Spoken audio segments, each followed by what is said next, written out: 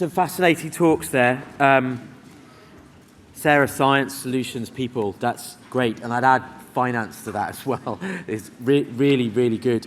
And that last point about explaining the story simply, I think if there's anything we've heard today, it's really easy to demonstrate complexity. It's really difficult to understand and provide a narrative around that complexity. And we've seen some really good examples of that over the last couple of days. I'd like to invite on the stage here, we've got Joe Ratcliffe from the Environment Agency and Samir Whitaker from Ørsted. We're going to give them each both a few minutes to let us know their views on the question of can we achieve well-managed and restored marine and coastal seascapes by 2030? Joe, I'll go over to you first. Thank you. Thanks, everyone. So just a bit of background. I work for the Environment Agency, but more importantly, I'm part of the Rememory Partnership. And I'm working in the programme office. So Jenny spoke about Rememory today. Rememory is restoring meadows, marsh and reefs, and it's an ambitious habitat restoration partnership. Okay, so it's working with others to restore our coastal and our estuarine habitats. As mentioned, my role is in the programme office, and that was set up over the past year, and our main aim is to increase the pace and the scope of habitat restoration on the ground, so it's practical restoration. And we're trying to do that through Rememory, so we want Rememory to be part of the solution. So back to the question, I think restored seascapes by 2030 will be a challenge, but I think through practical restoration and also by working towards getting to a scenario where the seascapes are well managed, we can enable the environments to recover naturally as well. So it'll be a mix of the two. I think we all agree that delivering habitat restoration in the coastal and the marine environment is quite a tricky thing to do. And over the past year, the programme office, we were awarded some money through DEFRA, the Water Environment Improvement Fund, to deliver 14 projects around the English coast. And I thought, I've got it nailed. I thought I'm going to meet this target by 2025 because we got this money, but obviously we didn't. Despite the expertise and the experience of all the partners and the people and the staff areas delivering the projects, we hit a number of challenges. And what it meant was the scope, and there was delays, and quite often the scope wasn't delivered. So we didn't quite deliver as much as we thought we were going to. So it is going to be difficult to meet our targets and meet our aspirations by 2030 just by delivering habitat restoration on their own. But we need to remember that the big gain can be by raising the awareness about how important these habitats are to the wider public. So if we can champion what the benefits are from these habitats, we can then work towards that sort of behavioural change that's needed to change human activity at our coasts, but also further upstream within the catchment, that source-to-sea approach that Roger spoke about yesterday. So if we remove those pressures to allow those habitats to restore naturally, as well as delivering the practical restoration on the ground, we should be able to go towards a long way meeting those targets. Great. Thank you, Joe. Samir. Thanks, Dickon. Hi, everyone. I'm Samir Whitaker. I'm biodiversity lead for Ørsted. We're a renewable energy developer and the biggest global offshore wind developer. So we have I should mention, by the way, our fisheries global lead is in the audience somewhere. So if you want to develop a view on some questions of the previous panel, please do look for him. So we set a target 3 years ago to have a net positive impact on biodiversity. And this is across all of our new operations, terrestrial and marine. So I think this is a really important, obviously, topic for us because it is central to how we achieve our corporate ambition. And we want to do that in a way that is aligned with the strategic targets. We don't want to just go off and be doing our own little projects. We want it all to be adding up to a meaningful plan at a national level, ideally flowing, from a national NBSAP down into local targets that we are contributing towards. So I would just say the key for me is is the money. Can we achieve well-managed and restored marine and coastal seascapes? Money is one thing. We don't have enough money. The second thing is, as Alistair and others have mentioned in the earlier session, what does that actually look like? We need those coherent targets in order to feed meaningfully towards a goal. So we need to set those targets. We need to get the money. The business case for corporate investment in nature still isn't there. So there's a funding gap to meet UK's nature restoration, nature commitments of about 6 billion at a minimum every year. And there's a sort of UK government target to get about £500 million a year by 2027 coming from the corporate sector. I just don't see that the business case for that has been developed yet. The incentives simply don't exist yet. There is some really good movement. You mentioned salt marsh carbon code, absolutely agree, must be fast-tracked. It is essential to sort of create those incentives to bring in corporate money. I think it's nice to think that companies are just going to pay for restoration, but that simply isn't going to happen. There's got to be incentives, there's got to be frameworks, there's got to be clear targets that people sort of feed into. So for me, it is about, the first point is on regulation. More aligned regulation, strategic delivery of targets, and I guess to have those targets in the first place. The second, from a developer perspective, is leasing and non-price factors as bid criteria. I think there's some really positive movement in the EU now with the EC kind of talking about 15 to 30% non-price factors and bid criteria with their Net Zero Energy Act. I think that's something really useful for us to look at here from a UK perspective. There's obviously corporate reporting frameworks. As a European company, the EU CSRD is really driving a lot of kind of positive performance and a lot of soul searching within the company, honestly, because the questions on biodiversity and nature are getting increasingly complex. It's not just whether you have an operation in a protected area. No, it is about what species you might be impacting, what are you actually doing about it, what plans do you have for restoration. So the questions are becoming increasingly complex, and I have to say that pressure is coming from our investors as well. I've not seen the kind of complex questions on biodiversity coming from investors ever before. Last year, some of them were honestly really, really surprising and well-researched. So that is driving us to perform better. And I think all of these things together are driving us in the right direction, but it's not fast enough. Thank you, Samir. And just as to carry on what Samir was saying, we've had 2 days of really good discussion here. We've talked a lot about government targets. I don't think we've mentioned the Task Force on Nature-Related Financial Disclosures or the Task Force on Climate-Related Financial Disclosures, the Corporate Social Responsibility Directive, which Samir's just name-checked there, and all of the corporate reporting that sits around the private sector, which is going to be super important, I think, in the next decade. Thank you. We've got just over a quarter of an hour. Any questions? Yes, Simon. Thank you. Really interesting session. Simon Cripps, Marine Stewardship Council and IFCA member. My big takeaway from this conference, which highlighted in this session, is you've got everybody and their son doing planning. You've got the IFCAs, the central government setting regulations and defining marine protected areas. You've got the IFCAs doing the actual bylaws and regulations, and then you've got the IFCAs doing the enforcement.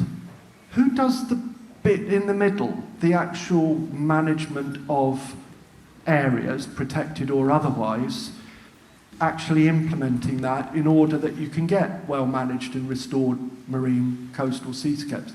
Am I wrong, or is there a whacking great gap between targets and enforcement that somebody should fill? Who I'm interested who you think should fill that. Thank you, Simon.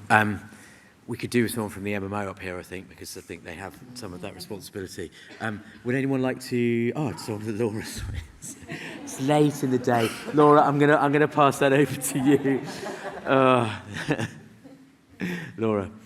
I mean, I'm going to be be perfectly honest, that's not my area of work in the MMO, so I wouldn't be able to talk to that from my own perspective. So I'm going to pass that on, if that's okay. From your work looking at decision making, Yeah. did you identify where you're looking at MPA management, where the main kind of bodies responsible for that are? Yeah, I mean, I think there are decision makers who are across the DEFRA system, and I think what our work has shown is actually there's a huge number of decision makers who are kind of the ultimate decider on things, but they're advised by a huge range of advisors as well. And I think it's a really complex landscape, and I think what our work has kind of shown is that there isn't an easy answer to that question. And yeah, I mean, I can't really say that much to that one, to be perfectly honest. But no worries, Laura. Yes, sir. If I get the question wrong, excuse me, but I think it's a question about, there's a whole lot of regulations and planning taking place. Once you do the restoration or look after it, who does that? Is that the question, yeah? Yeah. Because when we step into restoration projects as an environmental charity, that's always the question we ask. It's about how do you do it, and then how is it managed? And I think there's a simplicity that needs to be brought into that. I talked very briefly about landowners and simplifying the system to incentivise them. I think there's a lot more we can do to incentivise landowners. I'm talking about salt marshes here, not about the marine environment, but I think there is an opportunity to think about how, because we're thinking about owning or leasing, and I think we need to step into a space that says, actually, this is productive land for different things. Let's have landowners and managers, not just private sector or charities doing it. Let's have people who own the land being proud for that land and managing it. Yeah, I agree. Jasmine? Say I work with quite a few grassroots organisations and community-based organisations, and one of the things that we're talking about here is the management of ecosystems and areas of land. And it would seem that one of the main issues that there's such a disparity between decision making and actually carrying out something for the long term is that people who understand the land that they are on, the local communities, the local environments, the people who understand the nature, the ecosystems, and I'm talking about inner city persons who gain from those coastal ecosystems, but then also the fisher people who are working within those areas and the people who live on that land, because humans are part of natural ecosystems. Their voices are not being listened to, and also there is this very, very strong thread of elitism that does run through a lot of decision-making areas, environments, which means that working class people who live on the land and view it as a mutually, a mutual reciprocal environment where the organisms are respected because they are to be gained from and they are to be understood as part of the livelihoods of those people. Those people are not being listened to. So I think the answer to why there's such a big disparity is because these people are not being listened to, but also the code of care that exists around non-human organisms doesn't exist because humans are not considered part of ecosystems. We often think, a lot of the time I think it's because we don't care enough about other organisms, but actually it's because if you elevate yourself to a point at which you are not part of an ecosystem, you stop considering the rights and reciprocities of non-human organisms within an environment, and decision makers who move themselves away from those environments and who then inform policy that moves a lot of other people away from those environments and changes the education system, changes the way we talk about nature, how we see it. That, I think, is causing this massive, massive gap between this is a decision that's being made, but it's not being carried out by people in those environments because it doesn't actually take into account what they think of their land and what they think of the land they're on, whether or not they have moved there in the past few years or whether or not they've lived there for a few generations. The point is, if you are connected to that land reciprocally and mutually, you do understand the ecosystem better than someone who's making a decision far, far away and who might potentially be benefiting from it in a way that is more exploitative than you are. I think that kind of brushes on some of those issues. Great, thank you, Jasmine. Laura, did you want to say something quickly? Yeah, just to follow up on that point. I think thinking back to the question as well of this session, can we achieve well-managed and restored marine coastal seascapes? I think what has come out of a lot of the talks at this conference and just what Jasmine was saying then, is it's thinking about for who is it well managed, and what is that reflecting. And I think across so many of the talks today, it's been about increasing collaboration, inclusivity, pluralistic knowledges, like bringing all of that to the forth. And that is to inform what those decisions are that need to be made in order to achieve this. And from some of the work that we've found, those gaps in, it's really getting the context of decisions. I think we need to move away from this idea that there's a universal solution for everything, because there isn't. Decisions have to reflect the context, and that includes the social elements, the economic elements, the environmental elements. And in order to do that successfully, it means bringing in people who live in those areas and people who are affected by the decisions and can affect that decision. I think. Great, thank you, Laura. We've got 9.5 minutes left, so I'm going to go for a question from Slido, and then we'll probably have time for one more. We have 50 people who've voted this question. Finally, someone pointing out the fundamental problem. Capitalism is inherently incompatible with planetary health. Perhaps this could be discussed in the panel in 9 minutes. Wow. It's nice that we saved the small questions till last. It's a good point, and I know that our colleagues who are working in the public sector at the moment, there's a real focus on growth over the last couple of days from government. And there are realities around the fact that if we don't get money into the exchequer, then you can't fund our public agencies, and you get stuck in a circle if you don't have growth keeping up with interest. Then it's a fundamental fact of life that money's going to go down. And that's a really difficult situation to be in. Who would like to comment first on that question? Yes. I will, in a short period of time. One just contribution for me, I think, is that we need to start thinking about nature and the environment being a shareholder and the planet being a shareholder in what we're trying to achieve. And if we turn our mind to thinking about that, I'm not going to argue for or against capitalism, but what I'm going to say is we've got the system we've got. Let's system change starts, and I absolutely agree with Jasmine here. It starts with thinking about different perspectives and changing different perspectives. So if you start thinking about nature having a seat at the table, nature being a shareholder, you start thinking about how you value that and how you enhance that. And I think that's the start. Thank you, Sarah. And we've seen that in lots of different corporate situations. Ruth and Rob haven't said anything yet, so I'm going to come to Ruth. Sorry. Yeah, that's quite a biggie to answer, isn't it? But I think the current rhetoric is all around growth, but we've got to include growth and environment and all of these considerations. And nature underpins all of that. The Crown Estate yesterday, talking about nature being the centre of their whole of seabed, is a fundamental thing that we have to advocate for. And I think in terms of making change, the fact that we plan in all our different departments through different government is a really big issue. And I think aligning that and having some sort of, system where all the departments are far better aligned, we're all talking about one shared vision, then we may start to make a little bit of progress. And it is finding that balance, and some of these difficult decisions are going to have to be made between those different departments. There has to be compromise. We can't have a all-out growth strategy at the expense of the nature and the climate and the net zero strategies. That we have to start talking, communicating across those departments and coming up with joint solutions and the way forward, and nature at that heart of it. Brilliant, thank you. Rob, I'll come to you and then Samir. Yeah. I think it's really important to remember that having a healthy marine environment underpins so many things that take place in it. You can't have healthy industries without actually having a sustainable, healthy marine environment that can support that moving forward. So if you don't look after it, you then don't get these knock-on ecosystem services, these benefits, these intrinsic values, everything that we've talked about today. It's like a domino effect. It all falls down. Mm-hmm. Yeah, thanks, Rob. Samir.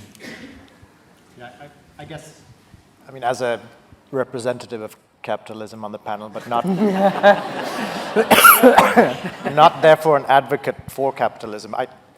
I think that there are a lot of solutions, and I guess my point on that would be to say, use capitalism, use the systems, regulate, get the tax, let's have the non-price factors in there.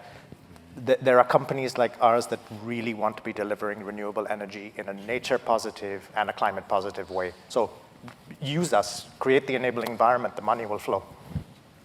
Thanks, Samir. Yes, Joe. Just to agree with you there, yeah, we need that seat at the table, don't we? We need to make sure that we're not missed out.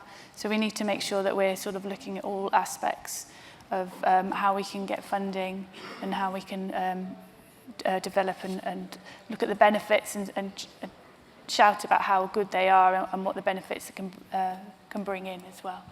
Great, thank you. I'm going to go for one question from the floor. I think we've got time for one more, haven't we? Yes. Thanks, everyone.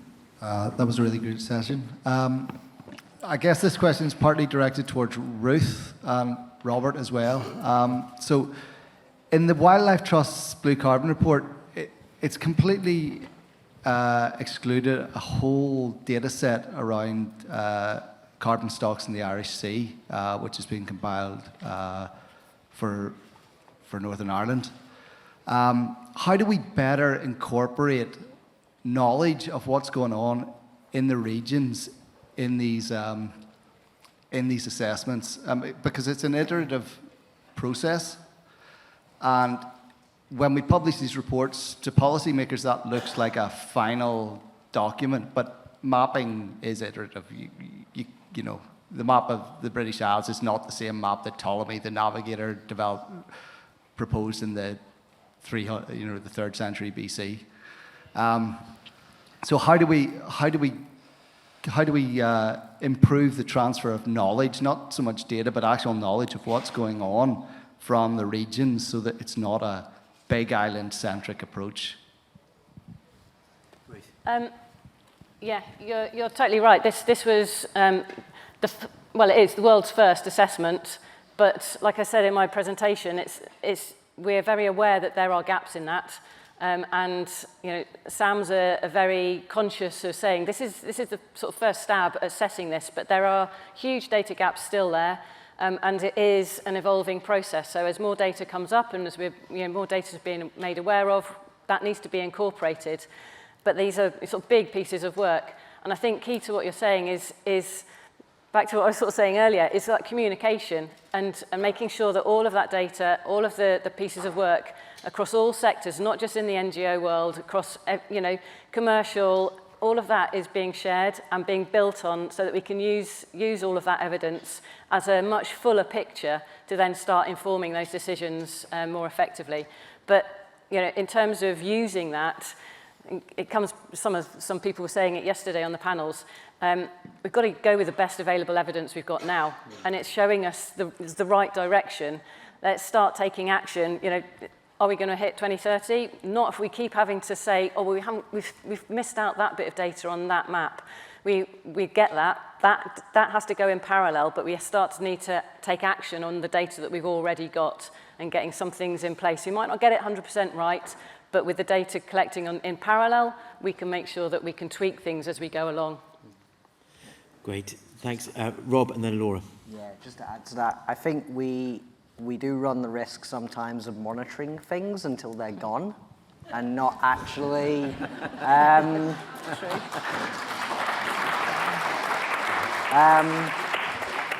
I think Mike Elliott said it yesterday, monitoring is not a management strategy.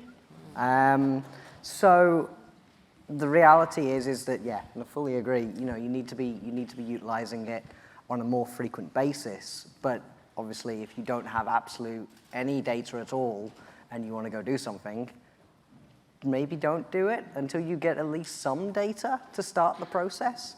But a lot of these strategies, I talked about SMART targets. They need to be time-bound. You need to review them over and over. It's not just, you create a strategy, it sits on a shelf and you hope someone actions it. You need to have players and stakeholders delivering on these actual actions that help to reinforce how these strategies then direct in the future. Thank you, Rob. And Laura? Yeah, just to add to that, I mean, we're all working within timeframes, whether that be societal, climate timeframes, environmental timeframes.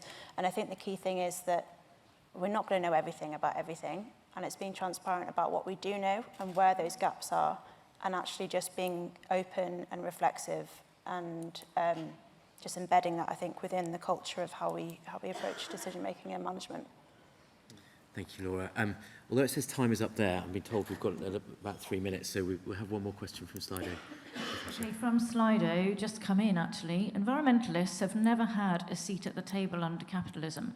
That's why we're facing the many crises that we are. Is it time we make a new table? And a highly voted question that's been here for a while, particularly to Jasmine, with a slightly different perspective in response to that. And reflecting on your time at the conference, Jasmine, have you identified issues you think we should apply a queering approach to? Oh, that's a big one. I think for me, a reimaginative approach is kind of necessary to everything we're doing here. It's not lost on me that I'm looking across the room and not really seeing much of myself represented in what is talked about, in what I can see in who is talking, in how the decisions are being made, or what's being touched upon. And I think that is primarily because what you're talking about are things that you understand from your own lived experience and your own understanding. And therefore, it becomes apparent that you do need more perspectives to be in the room in order to talk about their lived experiences, their perspectives, and their understandings. Because the interdisciplinariness of solution comes from interdisciplinary understanding. And interdisciplinary understanding comes from multidimensional perspective, which comes from different backgrounds, different cultures, different religions, different areas of the globe. It was mentioned earlier that it would be ridiculous for us to consider this island to be not a part of the global ecosystem or the global economy, whatever it might be. It is part of the world. Everything that moves around the world moves through where we are right now. So therefore, we are affected by it. So therefore, we need that multidimensional approach. I think that's probably one of the biggest things that I would inject into it, is more of that interdisciplinary, interdimensional approach from a diverse set of people. Representation is very nice, and it's very important, but it's the lowest rung of inclusivity. Inclusion really is about systemically what is wrong, what's systemically toxic within here. One of the biggest systemic toxicities is the overexploitation of resource. We view nature as a resource, and then it is overexploited. Why does that occur? It's probably because you are considering it to be a resource and not an organism that is also as much, or has as much rights as you, or should have as much rights as you. That comes, again, from the reconsideration of how you exploit, and that is a problem of capitalism. I think capitalism is very interesting because it's a gigantic word and it means a lot of different things, and actually it doesn't really mean capitalism bad. But capitalism, as it stands within the system we are in right now, is overexploitative because it is utilized by a few organizations and a few people who see things from their point of view and their perspective, which is net gain of resource, and therefore the overexploitation of resource. So the re-understanding and reconsideration of nature, not as a resource, but as a mutually reciprocal entity or ecosystem or environment or system, whatever you want to call it, to be respected and re-understood, that comes from veering away from oppressive mechanisms within this society. And one of those oppressive mechanisms is capitalism. So again, I think it's about dismantling some of those systemic toxicities. And then you start to realize and figure out how to dismantle other systemic toxicities, like racism, like patriarchy, like misogyny. Those come from the re-understanding of foundational systemic toxicity. It's less about considering how can we, almost on the surface, deal with these issues. Where do they come from? What is the source of them? And then you do start to understand how to not exploit the land as much. Because it is not lost on us that the UK is one of the most overexploited landscapes on the planet. It is so overprocessed. It is so over-encapsulated within different pieces of land that different people own or different organizations own, and then they overexploit. I think the redistribution of power through that and the re-understanding of who enacts what they want on that land, that is necessary. And so a big aspect of that comes from queering. So I would say that, but I have a lot more thoughts on that. Thank you, Jasmine. We have to finish. Sarah, did you want to say one last word? No. Thank you for a fascinating panel debate and for your talks and for being here today. Thank you. If you give them one last round of applause.